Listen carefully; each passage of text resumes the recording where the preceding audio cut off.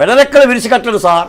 నేను అనకూడదు కానీ అవసరం వస్తే అవుట్ ఆఫ్ లా వెళ్ళి ఒక్కరిని ఎన్కౌంటర్ చేయండి, ఒక్క వైసీపీ వాడిని ఎన్కౌంటర్ చేయండి సార్, మొత్తం సద్దు పరుగుద్ది, సెట్ అయిపోద్ది. వైసీపీ వాడా లేకపోతే ఇంకొకటి పక్కన పెడితే అలాంటి అక్రమానికి పాల్పడిన వాళ్ళని ఒకళ్ళిద్దరిని గనక ఏదో ఒకటి చేయకపోతే ఇది ఆగు. అది ఆ పార్టీ వాడిని కాదు, ఏ పార్టీ వాడైనా కానీ కంట్రోల్ చేయకపోతే కృష్ణ గారు ఈ సంఘటన జరిగితే కనీసం ఆ పార్టీ తరఫున ఒక్కడైనా బాధ్యతగా ఖండించిన లేడు, స్పందన లేదు. అది మేము చేస్తూనే ఉంటాం. అవును, ఈ రోజు నేను అడుగుతున్నానండి, మీరు 41 నోటీస్ ఇవ్వండి, నేను సహకరిస్తానని చెప్పేసి అన్న చంద్రబాబు నాయుడు గారిని బస్సుతో పాటు లాక్కెళ్ళిపోతామని చెప్పేసి అని అలా అరెస్ట్ చేశారే, మీరు సిఐడి వేసి సిట్టు వేసి ఏసీబీ వేసి ఏ కాలాన్ని పరిష్కారం చేస్తారండి? ఇవన్నీ వైసీపీ పరిపాలనలో నో నోటీస్ ఓన్లీ అరెస్ట్, మీ పరిపాలనలో ఓన్లీ నోటీస్ నో అరెస్ట్.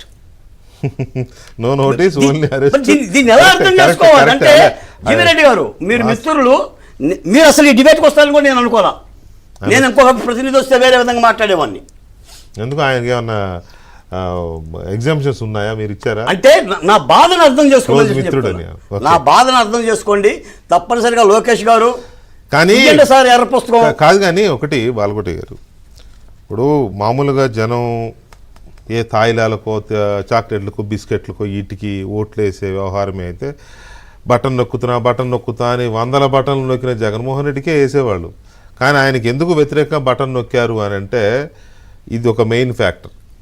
ఈ అరాచకము, ఈ అశాంతి, తర్వాత ఈ అణచివేతలు, దాడులు, మనుషులంటే విలువ లేకుండా చేయడం, ఉద్యోగులకి, అధికారులకి, కార్మిక వర్గానికి ఎవరికి భద్రత లేకుండా పోవడం, ఇది కీలకమైన ఫ్యాక్టర్. అది ఇప్పుడు మేం చెప్పడమో లేకపోతే ఇంకోటి చెప్పడమో కాదు, అప్పుడు ఆ కూటమి ప్రభుత్వ నాయకులందరూ చెప్పారు కదా, మేము వచ్చిన తర్వాత మీకు ఈ దాడుల నుంచి విముక్తి కల్పిస్తామన్నారు, ఎవరిని వదిలేది లేదు, అందరికీ శిక్షలు ఉంటాయన్నారు. లోకేష్ గారు ప్రతి సభలో రెడ్ బుక్ చూపించి ప్రతి ఒక్కరి చరిత్ర ఇందులో రాశాను, ఎవరిని వదిలేది లేదు అన్నారు. వాళ్ళ సంగతి దేవుడెరు, కొత్త ముష్కర్లు తయారయ్యారు కదా. ఏంటి వీళ్ళ పరిస్థితి? నిజంగానే మాలకోటే గారు చెప్పిన దాంట్లో కొంత వినేవాళ్ళకి ఏమన్నా ఎక్స్ట్రాగా అనిపించవచ్చు, కానీ ఆవేదనలో అర్థం ఉంది కదా. అప్పుడు దళితులు పీడనకు గురయ్యారు, ఇప్పుడు దళితులు పీడనకు గురవుతున్నారు. అప్పుడు వాయిస్లెస్ పీపుల్ పీడనకు గురయ్యారు, ఇప్పుడు వాయిస్లెస్ పీపుల్కి అదే పీడన. ఏంటి దీనికి ముగింపు ఎక్కడ? దీనికి అడ్డుకునే చట్టాలు లేవా? పైగా కూటమి ప్రభుత్వం యొక్క ప్రధానమైన హామీల్లో భద్రత, మహిళలకు భద్రత, దళితులకు భద్రత, బీసీలకి ఒక ప్రత్యేక చట్టం అన్నారు. ఎట్లాగైతే ఎస్సీ ఎస్టీ అట్రాసిటీస్ యాక్ట్ ఉందో బీసీలకు కూడా ఒక భద్రతా చట్టం అన్నారు.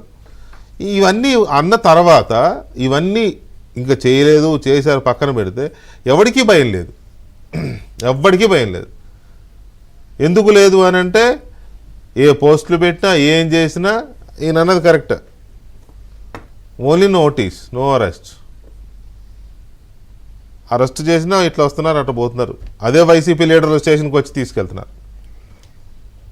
సో ఏంటి, ఎందుకు ఇలా జరుగుతోంది? ప్రభుత్వం పవన్ కళ్యాణ్ గారు వెళ్ళారు, పవన్ కళ్యాణ్ గారు వెళ్ళి చాలా సీరియస్గా వార్నింగ్ ఇచ్చారు. ఏమని ఇచ్చారు? చికిత్స పొందుతున్న గాలివీడు ఎంపీడీఓ జవహర్ బాబును పరామర్శించిన పవన్ కళ్యాణ్, దాడి వివరాలు అడిగి తెలుసుకున్న పవన్ కళ్యాణ్, ఎంపీడీఓ జవహర్ బాబుకు అండగా ప్రభుత్వం ఉందన్న Pawan Kalyan, deputy CM Pawan Kalyan serious వ్యాఖ్యలు, అధికారులపై దాడి చేయడం వైసీపీకి కొత్త కాదు, ఎంపీడీవీ జవహర్ బాబును అమానుషంగా కొట్టారు, ఎవరి మీదైనా దాడి చేస్తే గత ప్రభుత్వంలా చూస్తూ ఊరుకోం, ఇష్టారాజ్యంగా అధికారులపైన దాడి చేస్తే ఉపేక్షించం, అహంకారంతో దాడి చేస్తే తోలు తీసి కూర్చోబెడతాం, వైసీపీ నేతలకు అహంకారంతో కళ్ళు నెత్తికెక్కాయి, ఇది కూటమి ప్రభుత్వం, ఇది కూటమి ప్రభుత్వం, వైసీపీ ప్రభుత్వం కాదని గుర్తుపెట్టుకోవాలి, మాకు మిమ్మల్ని ఎలా నియంత్రించాలో తెలుసు, చేసి చూపిస్తాం. సో ఇది స్టేట్మెంటు వినడానికి చదవడానికి బాగుంది. ఒక ఉప ముఖ్యమంత్రిగా మన మురళీ గారు చెప్పినట్టుగా ఒక ఎంపీడీఓ మీద దాడి జరిగితే ఉప ముఖ్యమంత్రి నేరుగా అక్కడికి వెళ్ళి పరామర్శించడం, అక్కడ ఆయనకి ధైర్యం చెప్పడం, సంఘీభావం చెప్పడం అధికారులకు అందరికీ, అది బాగుంది. కానీ అసలు ఆ ధైర్యం ఎక్కడి నుంచి వస్తుంది వాళ్ళకి? ఆ దాడులు చేసే ధైర్యం ఎక్కడి నుంచి వస్తుంది? 7 నెలలు అయిపోతుంది ప్రభుత్వం వచ్చి, అయినా సరే ధైర్యం ఎక్కడి నుంచి వచ్చింది 7 నెలలు అయినా కూడా అనేది చర్చిద్దాం ఒక చిన్న బ్రేక్ తర్వాత.